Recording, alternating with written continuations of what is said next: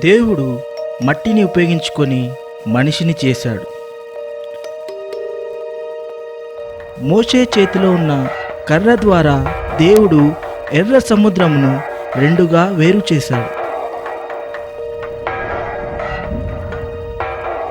ఒక గాడిద దవడ ఎముక 1000 మందిని చంపడానికి ఉపయోగపడింది.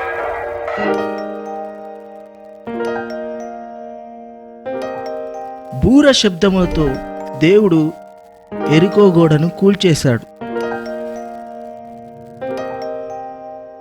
దావీదుతో దేవుడు ఒక రాయిని ఉపయోగించుకొని గొలియాతుని పడగొట్టాడు.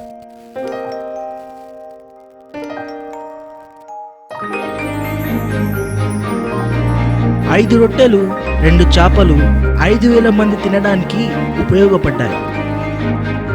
దేవుడు చాలా చిన్న వాటిని ఉపయోగించుకొని ఈ లోక చరిత్రనే మార్చేశాడు.